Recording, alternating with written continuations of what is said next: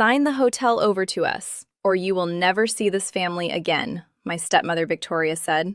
Her voice was perfectly calm. She slid the heavy stack of inheritance papers across the polished marble table. She wasn't shouting. Narcissists rarely do when they think they have already won. Investors need stability, Sarah, she continued, folding her manicured hands. You're emotional right now. Your father would have wanted continuity. I looked down at the documents. I picked up the vintage silver fountain pen. The metal was cold against my fingers. I signed my name on the bottom line. I didn't argue. I didn't cry. Victoria smiled. The three corporate defense lawyers standing behind her let out a collective, quiet breath of relief.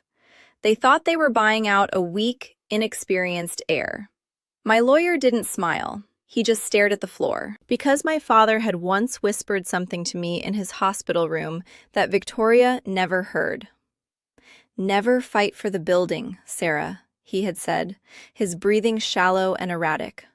"Always fight for the land." They thought the signatures ended the fight. They actually started it.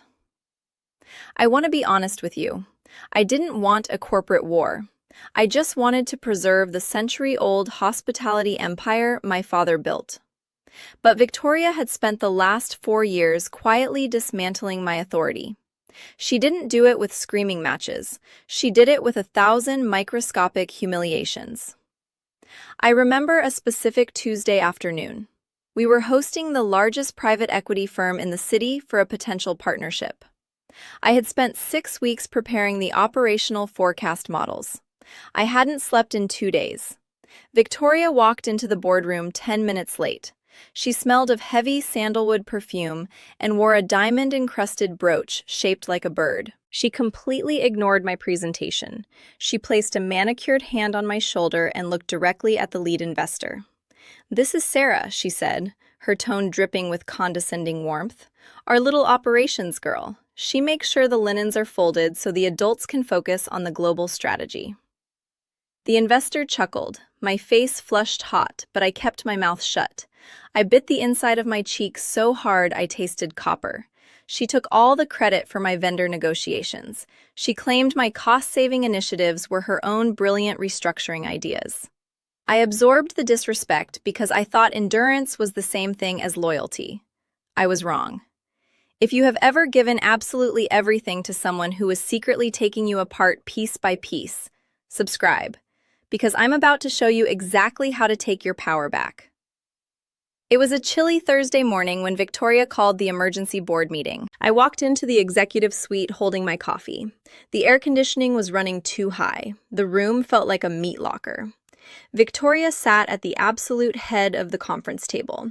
A massive 400-page legal binder sat in the dead center of the table.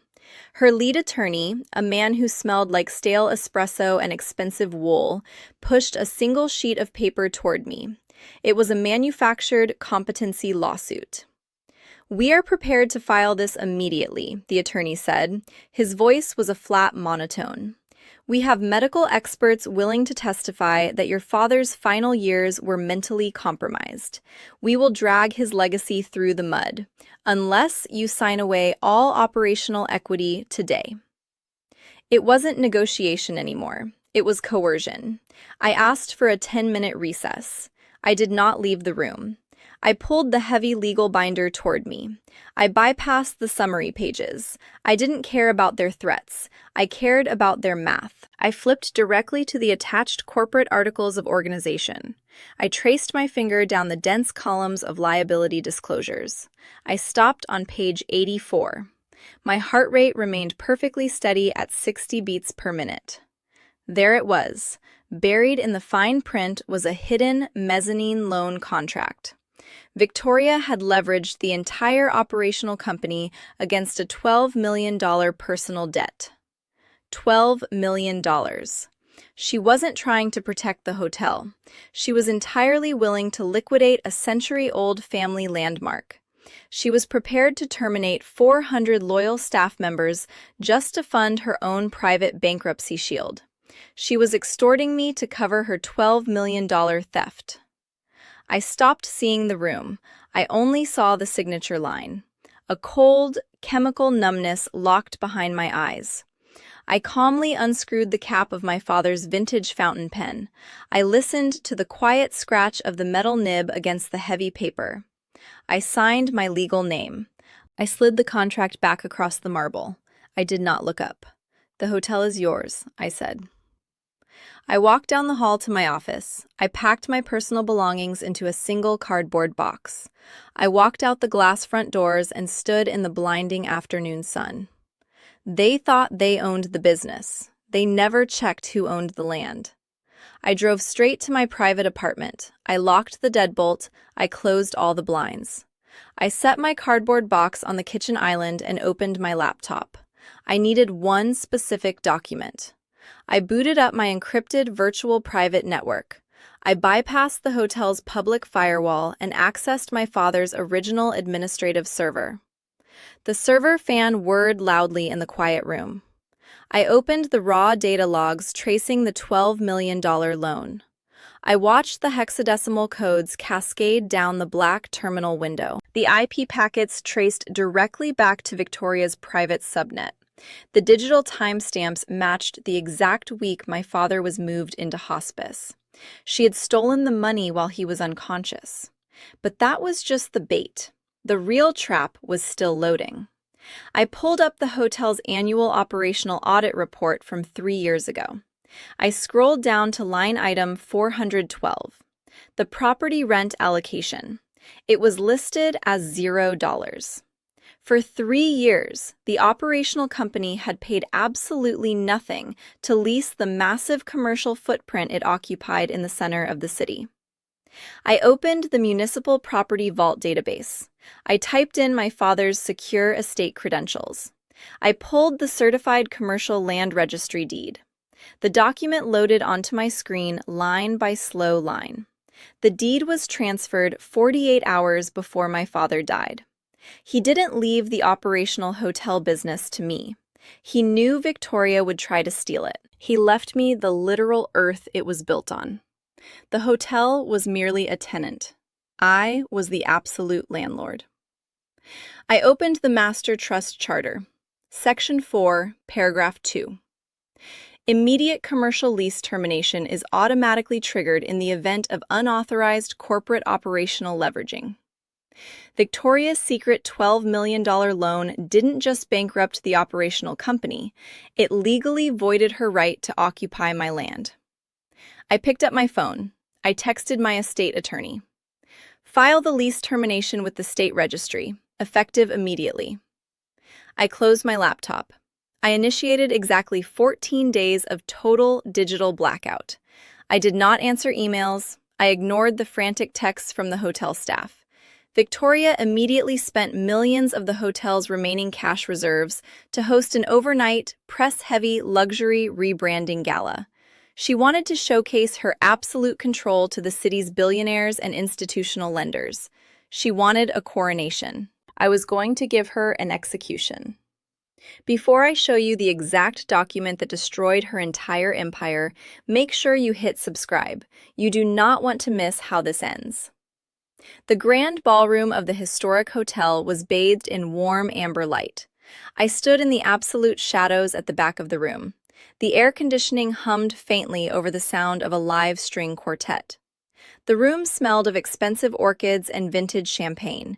200 of the city's most influential people were sitting at silk-draped tables. Victoria stood at the center of the stage behind a gold-rimmed podium. She wore a custom emerald gown. She was smiling brightly at the television broadcast cameras. To her right stood Marcus Vance. Marcus was the chief institutional lending officer for the city's largest private equity firm. He held a heavy silver pen in his right hand. He was standing on that stage to publicly co-sign the new $12 million expansion loan. The loan was secured entirely by the operational equity Victoria had stolen from me. "The inexperienced old guard has finally stepped down," Victoria said into the microphone. Her voice echoed through the massive speakers. "We are ushering in an era of modern luxury." I checked my watch. 9:14.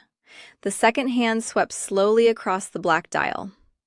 I knew my attorney had scheduled the compliance alert for exactly 9:15. At 9:15 and 3 seconds, Marcus Vance's suit jacket vibrated. He ignored it. It vibrated again. A long, continuous buzz. Marcus frowned.